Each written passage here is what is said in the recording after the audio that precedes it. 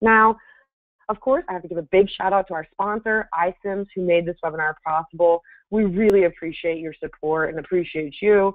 And last note, if you're on Twitter, you can follow our conversation by following @recruitingblogs, @iCIMS, or #TheRightATS. All of that information is going to be on the footer of every slide, so you don't need to furiously write that down. All right, let's get this party started. So we've already knocked 3 things off of our agenda. Nice work, everyone, and that'll wrap things for today. Just kidding.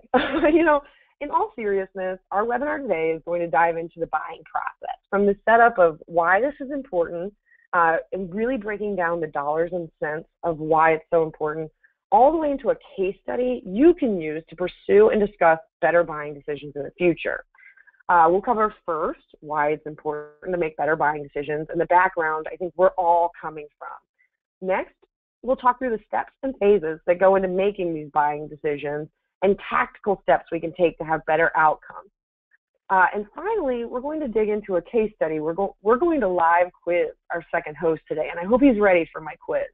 And something I want you to remember is that as we go through this isn't really a framework for any buying decision. We're going to do it in the context of buying an ATS, yes, but these best practices apply to any buying situation. And on that note, we should probably get started with that, right? So, like I said, I'm Katrina Kibbins, Director of Marketing for Recruiting Daily, and that guy on your left is Kylie Brazil, my co-presenter today. Hello, Kylie. Good afternoon or morning, everyone, depending on where you're at. Yeah, so I want all of you to know Kylie. Kylie is a sales engineer for iCIMS. I met Kylie a few months back when we were just kind of getting started planning this webinar. And from the moment we started talking, I quickly discovered that one, we're both complete recruiting nerds. I believe there was actually an exchange of Excel sheets with statistics about HR and recruiting, and I'm really not exaggerating at all. But as we got to talking, I think what I really liked about Kylie, and something that I think all of you will hear as we start to present this, is that he cares about helping people do better, and so do I. You know, we both really just want people to succeed, not to oversell ourselves or products. Now, the format for this webinar today, you know, I personally have never attended a webinar like this, where we're actually coaching on better buying decisions instead of talking about some big concept like candidate engagement and then, you know, shifting into a demo, because that comes out of nowhere. And frankly, the style never really made sense to me, and that's why we came up with this style. So our goal today is that you walk away as an empowered buyer, or at least that you're well on your way there. So let's get started.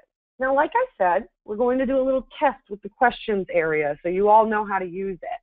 Now, my question for you, and I want you to take a second and think about your answer, is how much money have companies spent on HR technology in the last year?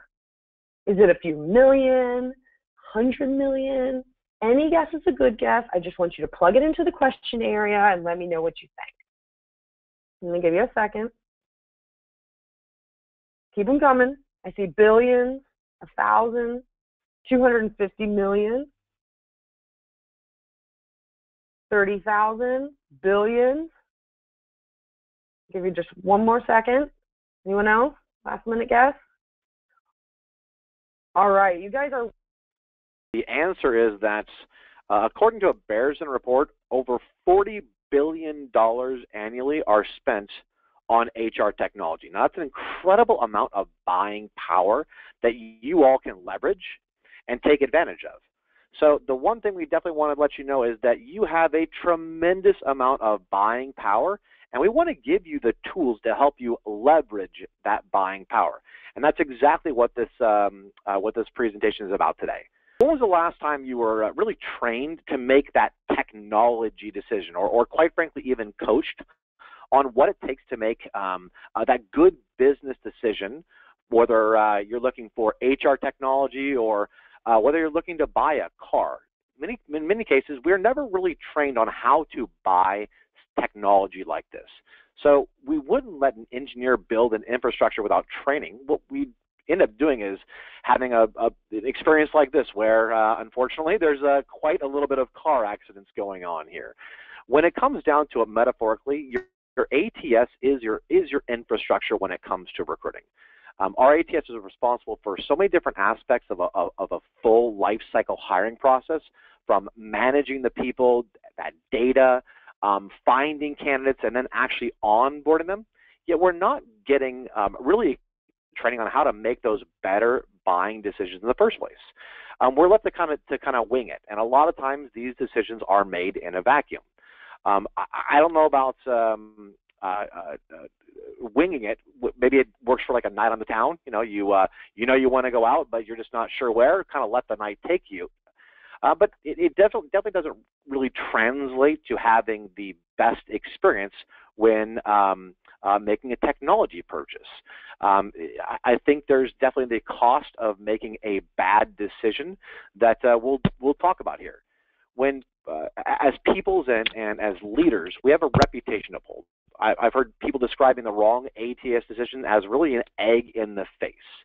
And we want to try to help you avoid that kind of egg in the face feeling.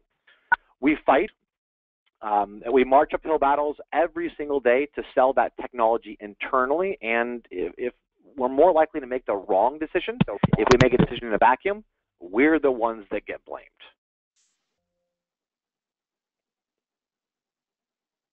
Looks like Katrina might be having some trouble there. I am back. I have no idea where I fell off, but I'm sure that you took great care of everyone. I did. We're actually on slide 8, the cost of a bad impact of bad technology. We just went to that slide. You can go ahead and take it back over from here. Yeah, so, I think on the last slide, the whole point of that is that, the costs are felt throughout our experience, right? It's not just dollars and cents, even if dollars and cents are the most important part, right? So that's what we're going to be held accountable to, is the cash element, but the real thing we lose out on is social capital. When things go wrong, you're to blame, and fixing them costs money that's probably not in your budget, personally or otherwise. That cost bleeds into your business too, right, Kylie? I mean, absolutely correct. I mean, all three of these aspects really do tie into each other. There's obviously the cost of the actual platform itself. Again, if you made a bad decision, that you're out that cost. There's the cost of a vacancy. One statistic I recently read was that the cost of a vacancy for a software sales representative is about $3,000 per day. So the more that vacancy is open, the more it actually costs you. And it costs you not only physical dollars, but it also costs you opportunity cost, the actual revenue. And then there's the cost of reputation. I think this is often overlooked, and there's really two sides to the cost of reputation.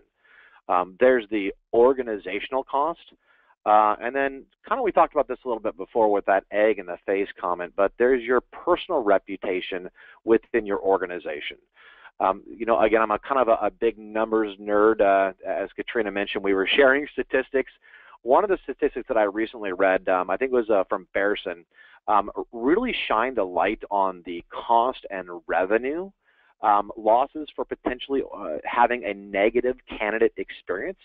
That was 58% of candidates who don't hear back from an employer are less likely to buy products from that company. That actually jumps up to about 65% if they don't hear back from you after an interview.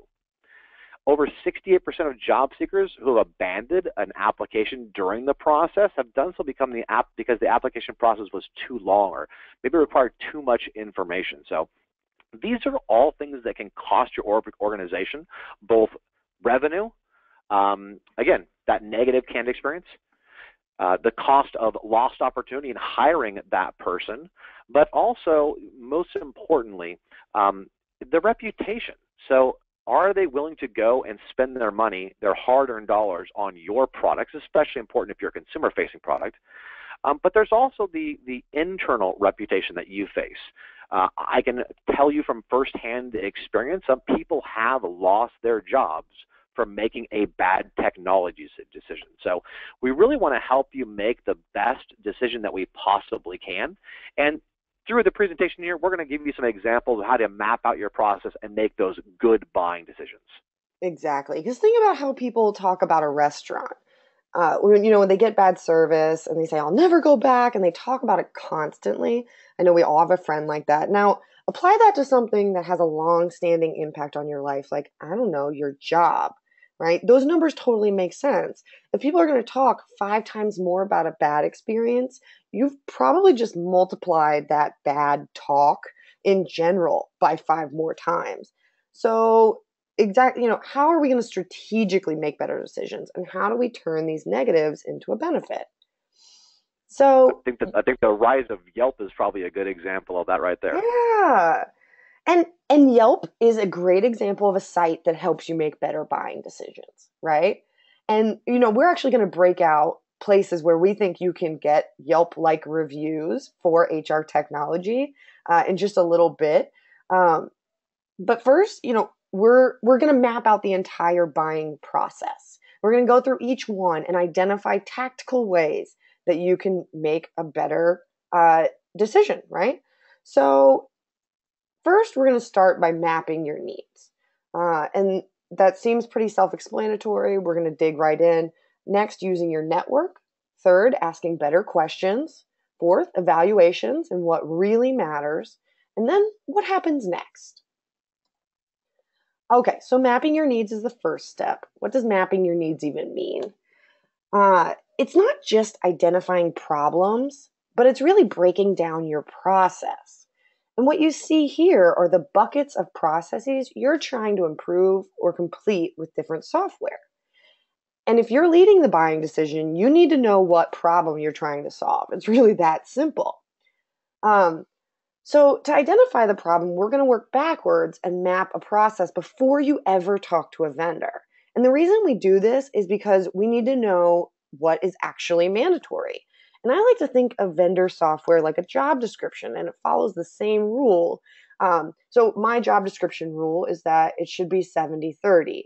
70% stuff that you absolutely need, and 30% of, more general requirements. And Kylie, you actually had an interesting perspective on how this chart works coming from, your role as a sales engineer. Yeah, so I think this is a great slide because first off, what it does, it kind of gives you that the whole landscape of the talent acquisition lifecycle. So everything from CRM, your proactive recruiting. Hopefully not everyone on this phone call is relying on reactive recruiting, so kind of posting jobs out there and having candidates come to you.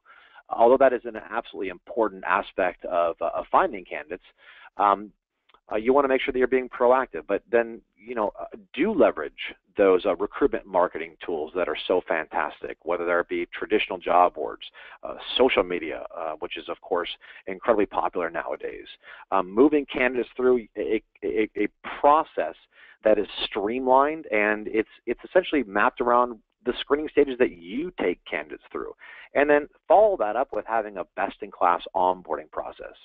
Now, Katrina, what you talked about was that 70-30 rule. Sometimes an 80-20 rule is what I often hear it referred to. Sometimes that rule relates to 20% of the workforce does 80% of the work at companies. You can kind of think of it along those lines. So using that 70-30 rule, it's definitely our recommendation that you take a look at what features, what functions, what aspects even of a company or product are most important to you, and then leave those 30% as nice to haves. The one thing that's also, I think is also overlooked here is, first off, how do all those features fit together? In our last conversation, Katrina, you used some car analogies, and I love car analogies when it comes to buying things. The analogy that I really love is, you go to a dealer and they show you the radio, and that radio is the only thing they show you. It's kind of in a vacuum, if you will. And you think it's the greatest radio in the entire world. You get in the car, you start driving, and you realize that to change one of the CDs out, To actually change the channel, you have to get out of the car, go to the trunk, and push a button. While it has the best radio on the planet, it's not functional. It doesn't fit together. So how do these features and functions fit within the overall framework? Also, once you've identified your core challenges, don't be swayed by what the provider that you're looking at is most proficient in if it's not one of your core requirements. So to give you an example, maybe you're looking at an HRIS or a payroll platform that has an ATS. Don't let them sway you into thinking that payroll or HRIS is more important than your talent acquisition if you've identified that recruiting is your primary need. Same thing with maybe like a learning management platform. Yes, they have an ATS, but learning isn't your core need. ATS is. So make sure you identify the features and functions that are most important to you. That, again, that 70-30 rule. And as you're evaluating those different systems, make sure they're meeting your needs. We'll talk about this again a little bit later on, but there has to be more to a software decision than just the features and functions. You also need to take a look at the overall company stability, the customer service they provide. But again, we'll get into that a little bit later on. Exactly. And I think you touched on a really important point with the fact that so many people let vendors tell them what they need because that's the vendor's specialty. They want to make this sale. And I think if you really know your problem, you're already coming in more armed for that conversation and you can demand what you need instead of letting them tell you what they need. And so, I know, Kylie, you spend a lot of time consulting people on trying to figure out the solution, problem and solution. So what are the most common problems that you hear when you just want to interrupt and be like, get a new ATS already? You're crazy.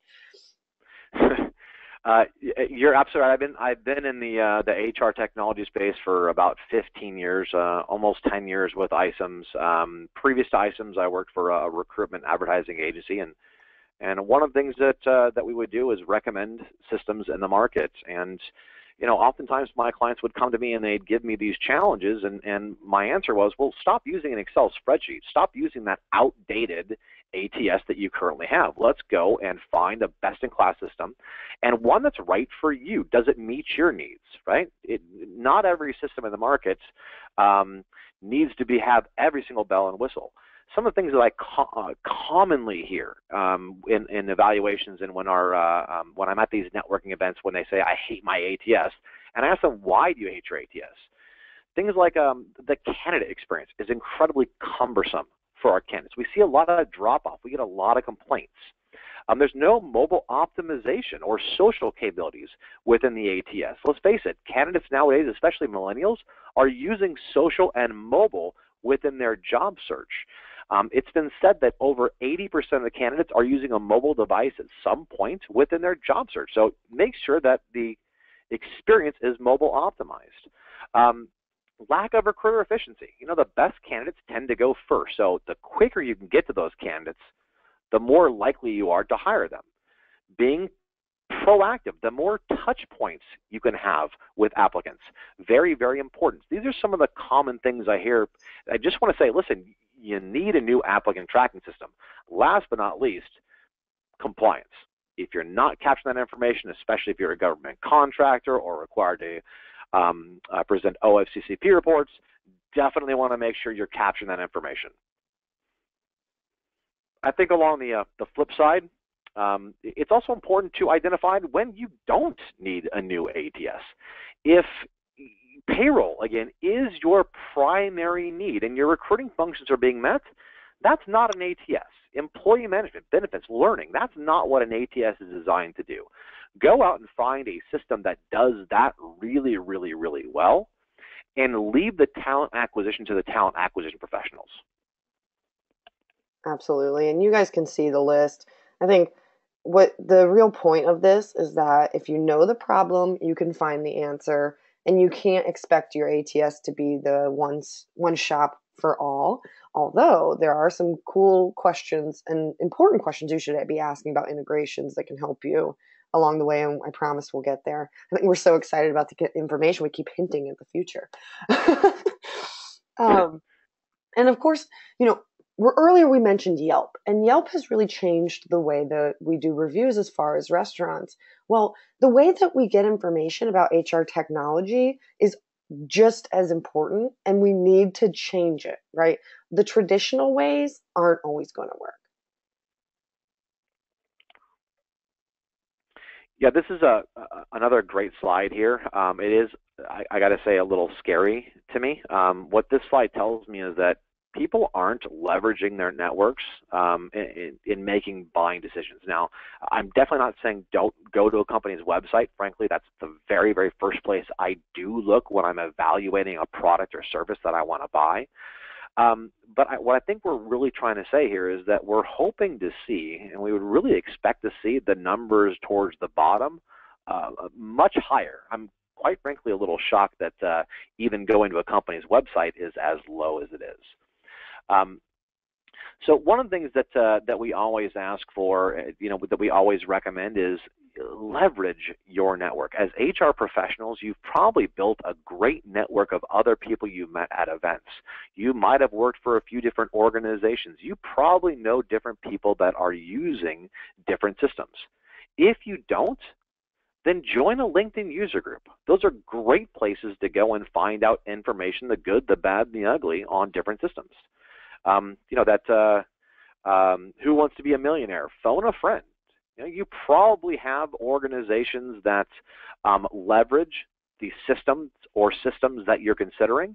Quite frankly, if you go, this is a little bit of a trick, if you go to Google and you type in a little bit of information on the system, you'll be able to right there and then see the different career centers that those clients are using. So like a .isims.com is going to show you some of our client names that we have. Other systems will do the same thing. Last but not least, ask a sales rep for a contact.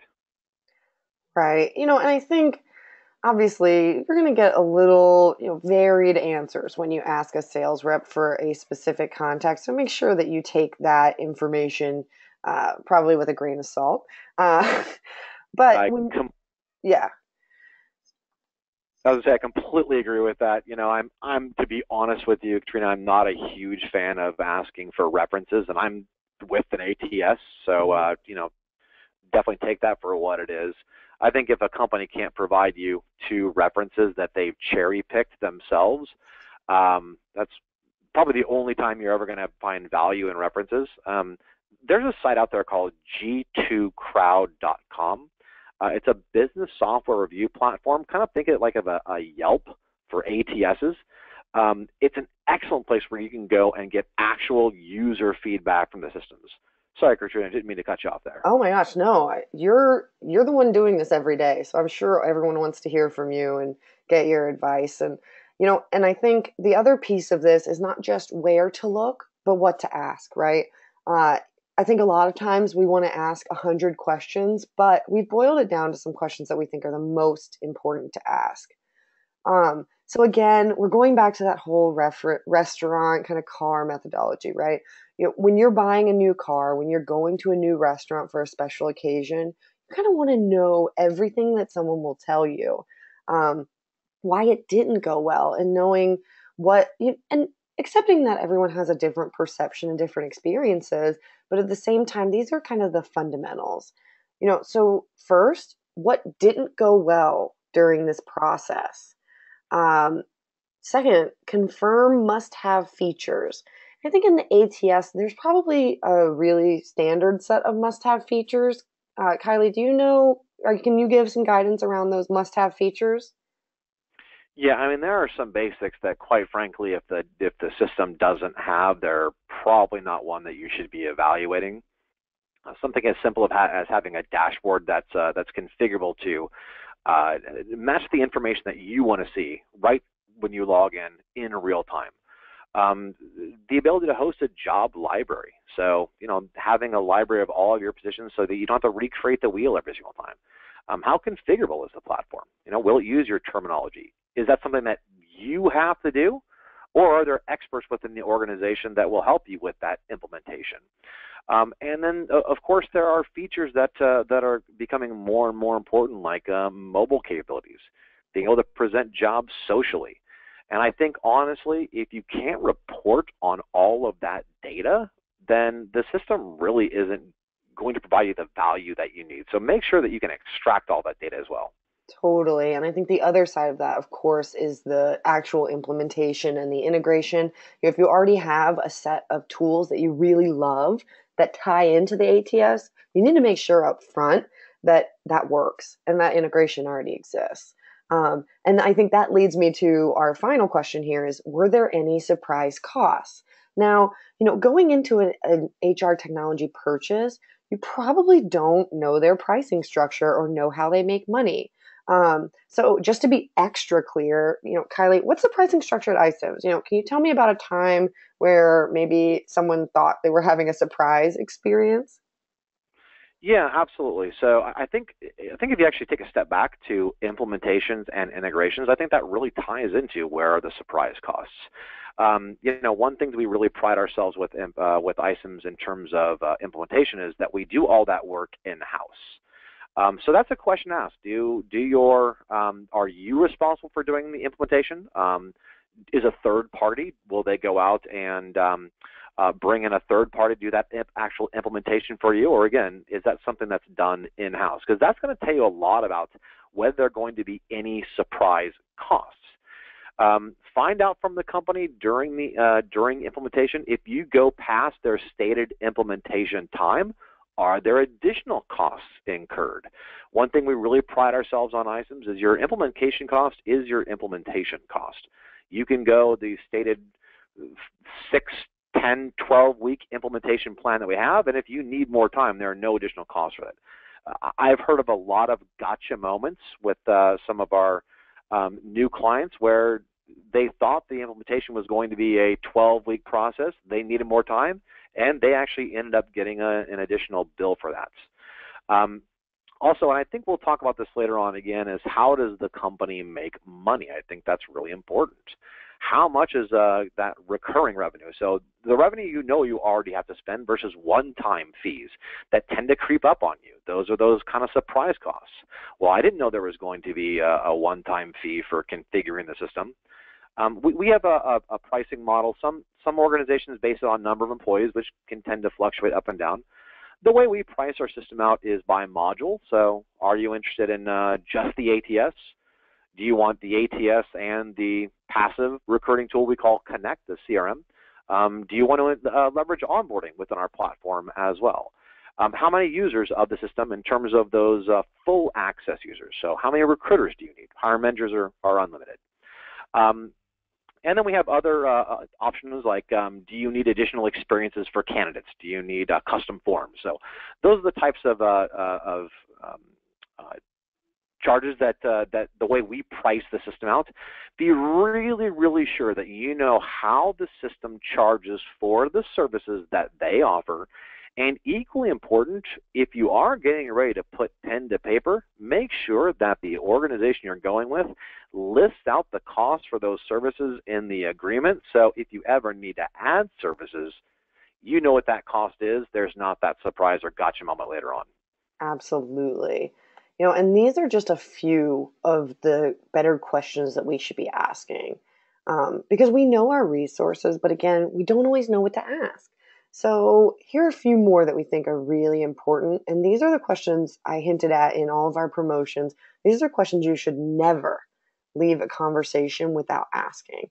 And I use the Tom Cruise because I think he is a perfect example of when someone needed to show up and or ship out, one of my favorite movies personally. But so as we go through these questions, the first is, what features make you special, right? How are you unique from your competitors? How you help me smoothly transition? How am I going to go from my system to the system that I'm buying from you? How do you make money? Again, I think that goes back to really understanding the fundamentals and trying to avoid surprise costs down the road, because that's when things get a little sketchy, so to speak. And show me the feature. Show me is one of the most important questions you could ask. You actually want to see what you're buying and you want to see the exact features if they're that important to you.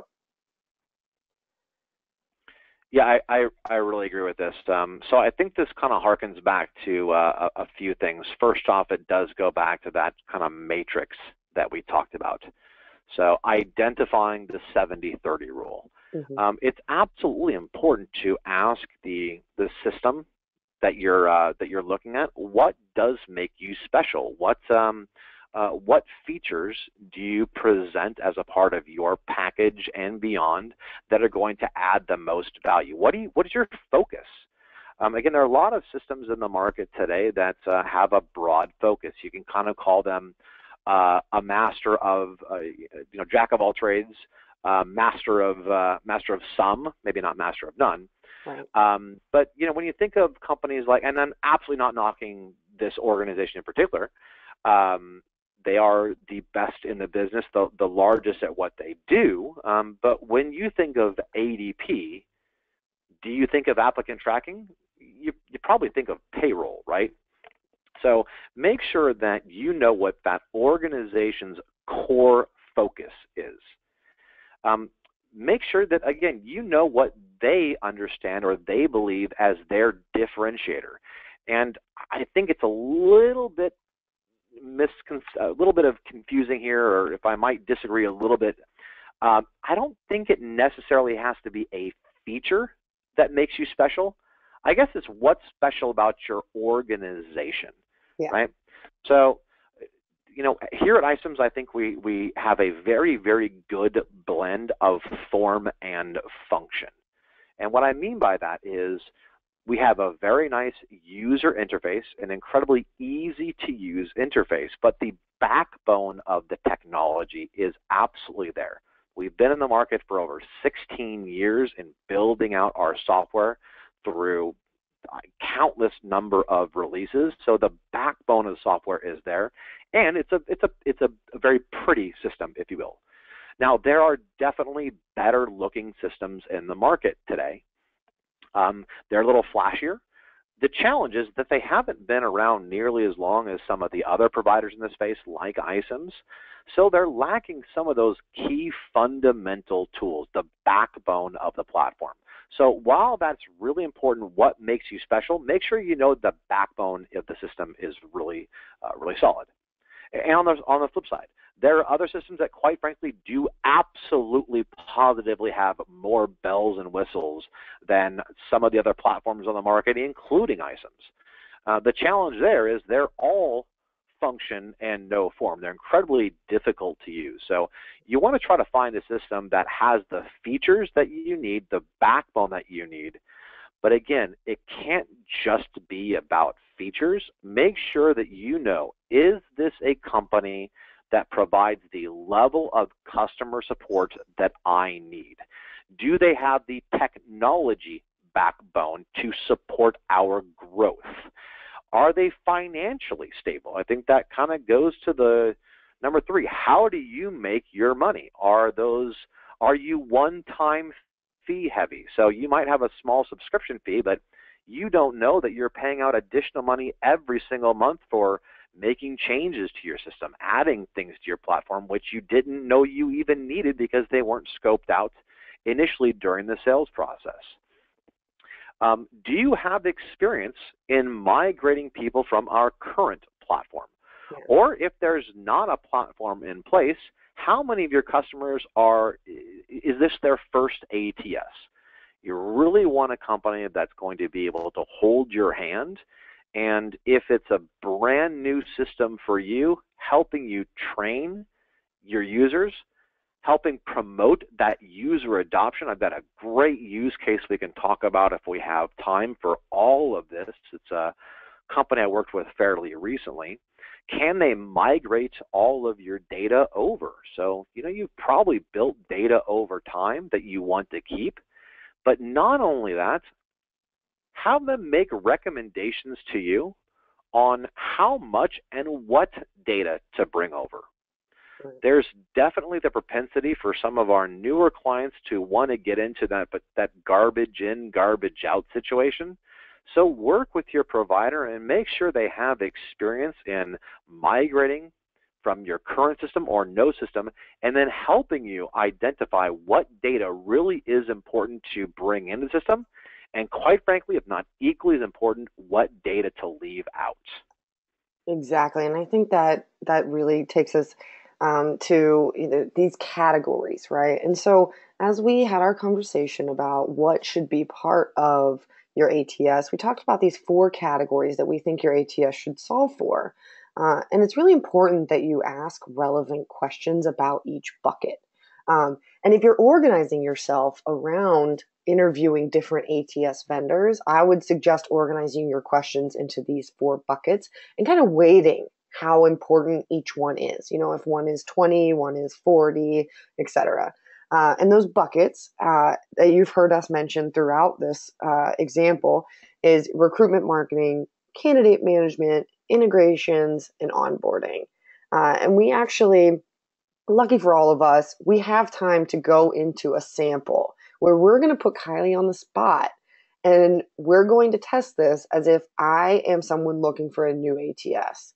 To give you a little background about our example, actually, I'm going to let Kylie give background because this is one of his customers. I can read the bullets, but so can you. So give us a little warm background on this food service company. No problem. So this is a food service company that we started a relationship with about 6 months ago.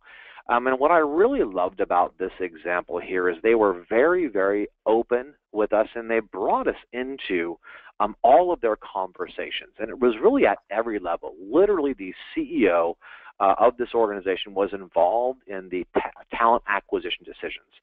And it was really refreshing to see that they recognized that talent was their most important resource. They also really, really recognized that having the most positive experiences throughout the recruitment and onboarding process was incredibly important, because this is a food service company that you probably would never even know their name, but you absolutely positively 100% know every single one, or maybe almost every single one, of their clients' names. So they're representing other brands as well. They really consider themselves to be a positive, high-touch experience. One of the challenges was they had kind of a long, drawn-out candidate experience. It wasn't the most positive experience. So they were starting off right from the get-go with kind of a lackluster experience. They were able to make that up, though, through the actual interactions that they had with their prospective new employees. Every touch point after the application process was fantastic. So their experience when they came in for an interview, their experience when they went through the panel interview, the offer process was actually something that they took a lot of time and care in. And then they moved to onboarding. And I can't take credit for this, and this is not me saying this. They described their recruitment process as this thing that continually built on itself and got the candidates more and more and more excited until they got to the offer, and then wah. That's exactly what the VP of Talent used to describe their onboarding process. It was that's painful. A paper experience. Yeah, wah. You know, it's like the new hires felt so let down after going through all this positivity, all this great experience, that they were now asked to fill out a bunch of paperwork. Hey, thanks for the paperwork. You know, I don't want to spend my first day on the job getting carpal tunnel syndrome. One of the other challenges that they had was there was absolutely no way for them to be proactive. They were incredibly reactive with their recruiting experience. Right. So by moving to iCIMS, what we were able to do is create that excellent candidate experience, really streamlined, speaking to each and every individual user. We added the CRM component so that they can start being much more proactive. Let's face it, the more touch points you can get with a candidate, when you hit them at the right time, especially those excellent candidates that are still on the job, not the ones that are actively looking, the more likely you are to be top of mind and apply for one of those jobs they see. I read a statistic recently that there's about a 20% conversion rate from passive candidates to active applicants. So about 1 in 5 active passive applicants actually become an active applicant. So the more people you can reach more often, the more likely they're going to be to recognize your brand and actually want to apply for one of your jobs. And the more you can involve your different team members and the ATS, your true partner within your organization, the more likely they are going to be to have that positive and true partnership experience. One other statistic I really, really love, and I'll leave this out here before we kind of jump into the exactly what we recommend doing, which is the show me. Again, I'm a big statistics nerd. Having a best-in-class onboarding process, there is true bottom line results. 77% of new hires that go through a formalized onboarding process hit their first-year performance goals versus 49% who don't. So all of these different aspects are critical, but again, identify what's most important to your organization. So let's move through those. So what we did, just to give everyone a little background on why we're switching over, is, I kind of put myself into the position of this food service company. I identified 3 questions that I think they absolutely should have been asking, and I'm sure they did. But I want to show you, and by the way, the Hard Rock is not the food service company we were talking about, I promise. But I'm going to show you kind of, an example, and we're going to walk quickly through these because I want to make sure that we get to the questions that we have in our question panel. But the first question that this company should be asking is, how easy is it to apply to a job, right? They're complaining about candidate experience. It rolls back to the job. So show us how easy it is to apply to a job. Absolutely, yes. So the candidate experience is so critically important. And the reason is the top candidates, they need to get in and get out. Odds are they already have a job. They're probably even at work while they're applying to your organization. That's one of the dirty little secrets. So you have to make it really drop dead easy for candidates to find and apply for your jobs. But also, it's really important that you capture all the information that you need. Second of all, you want to make sure that the candidate knows that they're applying to your job. So make sure that your communication to the candidate is consistent in terms of brand messaging. So this is actually an ICEM associate page for one of our clients, Discovery Communications.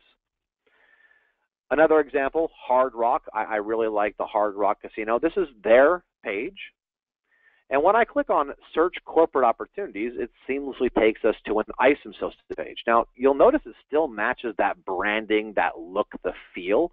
Again, it's all about making it seamless to the candidate. They can go back and get to any aspect of the platform. They can connect with us for general consideration. For those candidates that you might call passive candidates, maybe they don't find the exact job they're looking for. Maybe they're just not quite ready to apply for an actual position. You want to give them a way to give you their most basic data and make it really, really easy, especially because they might be doing something from a mobile device. They might be at a job fair where you hand them a tablet and say, hey, don't hand us your paper resume. Here's a tablet. Give us your information right there and then. Some critical aspects are being able to capture their information, make specific information optional, and we call them interests. They're essentially talent pools. It's a great way for you to let candidates know what types of jobs you hire for, as well as your candidates, those passive candidates.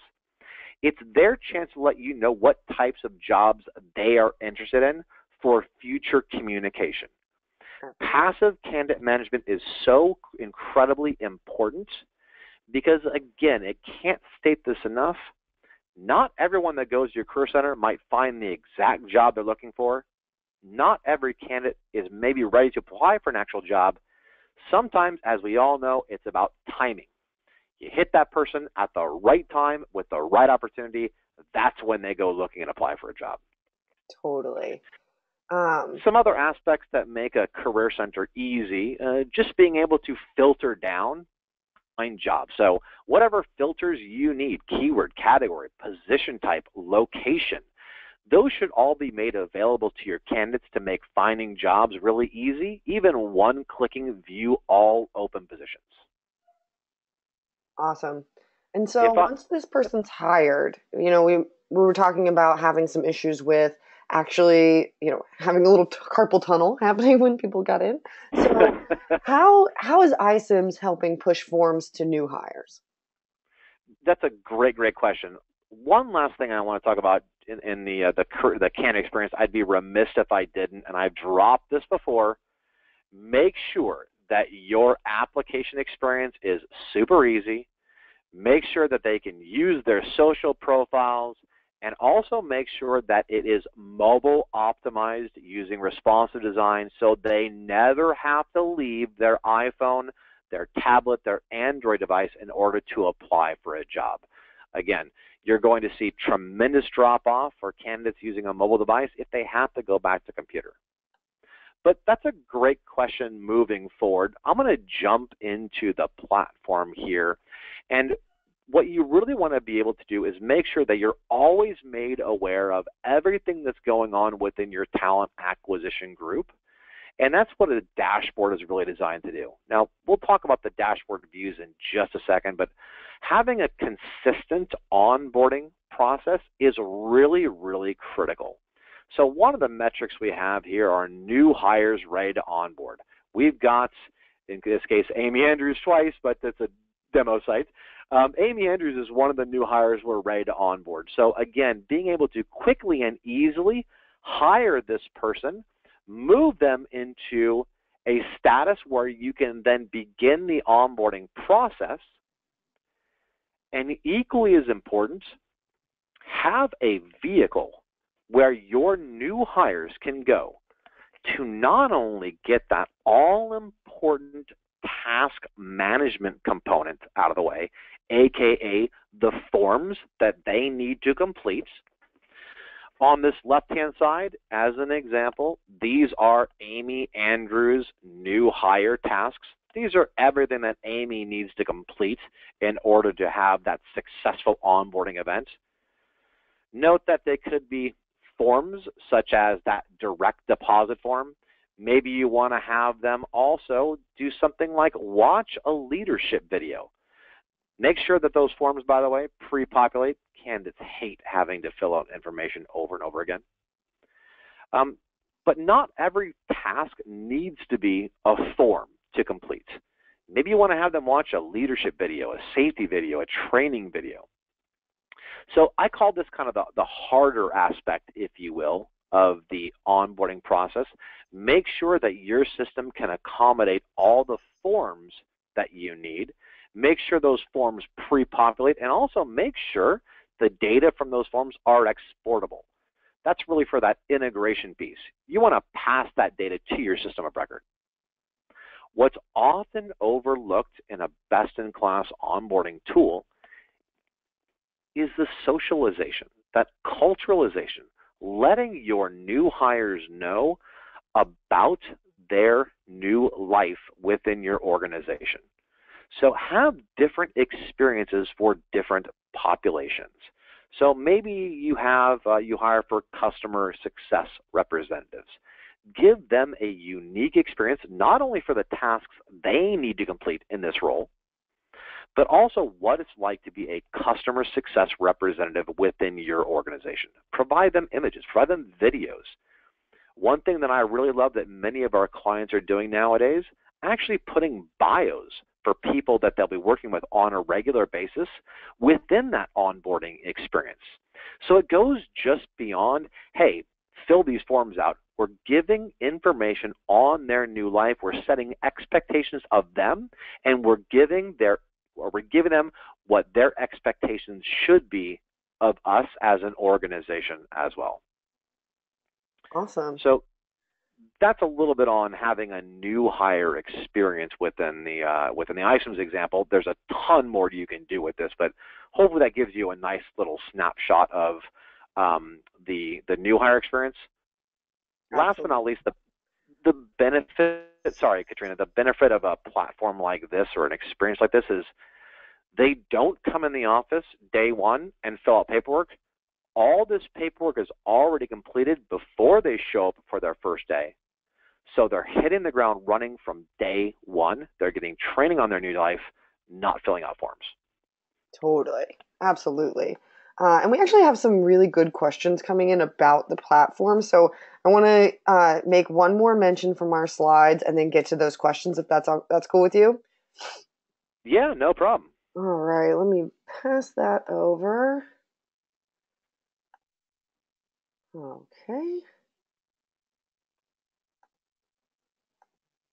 And while you're doing that, just make sure that everything within the platform is fully reportable so that you always have access to all of that data.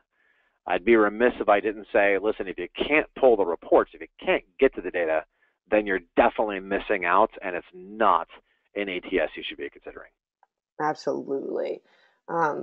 And just as a mention to everyone, because you joined this webinar, you're actually going to get a copy of this ebook, which is the outcome of the original conversation Kylie and I had. We covered a little bit of it today through our webinar.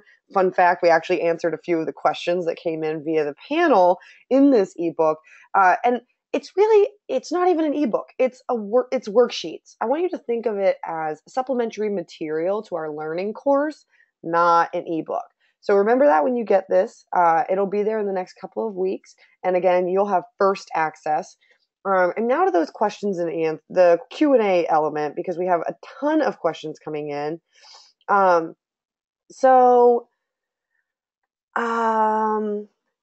Here's a question from Lisa. We're a startup company where there's only a 2-member team that hires. Can you use an ATS like iCIMS to help a startup ease a process and kind of set everything up so it works in conjunction with several job boards? Absolutely, yes. So in terms of iCIMS, we work with customers that have literally one employee staffing firm, to companies like Amazon, as an example. You might be more suited for what we call our iCIMS Now platform. You can kind of think of it as a pre-built, off-the-shelf tool that comes pre-built around industry best practice at a very, very good price point. And what the iCIMS Now platform will help you do is identify and even help you build out a process. And then over time, because the system is so configurable, as you start defining your processes a little bit more, you can reconfigure the system, or we'll reconfigure it for you to define your terminology, the screening stages that you take candidates through. We absolutely positively work with many organizations, small organizations like yourself. And the second side, I think what you asked about is that kind of quote-unquote recruitment marketing piece. There's a very nice job distribution tool in most systems, including iCIMS, where you can really, with the click of a button, push jobs out to different job boards, the Monsters, the Career, those of the world, the Craigslist, Dice. Also make sure that the system you're choosing has a social distribution piece.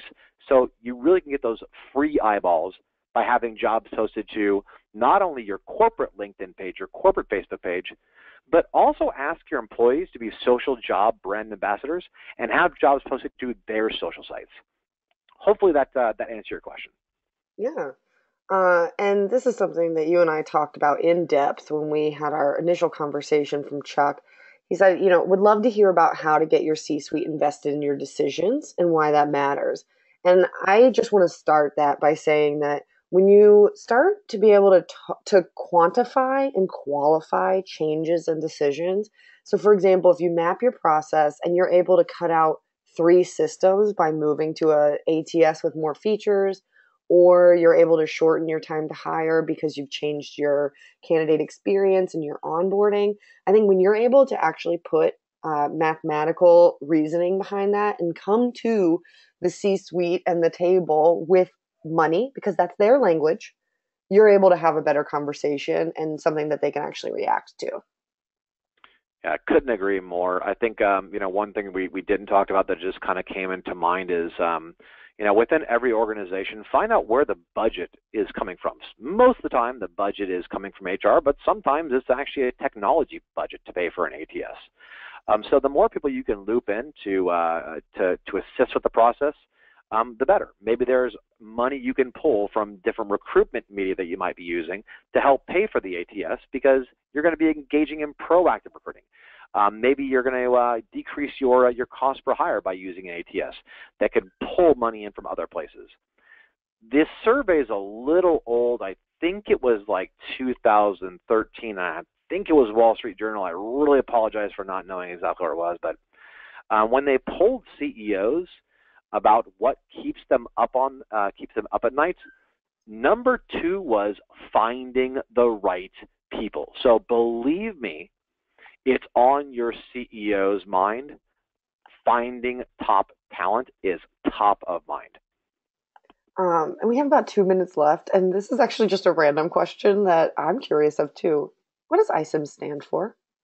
Or does it stand for anything? So that's a great question, and I could give you the 10-minute explanation of how ISIMS came to be and the name, but it's originally standing for Internet Collaborative Information Management Systems, but our business cards got too long, so we shortened it to ISIMS.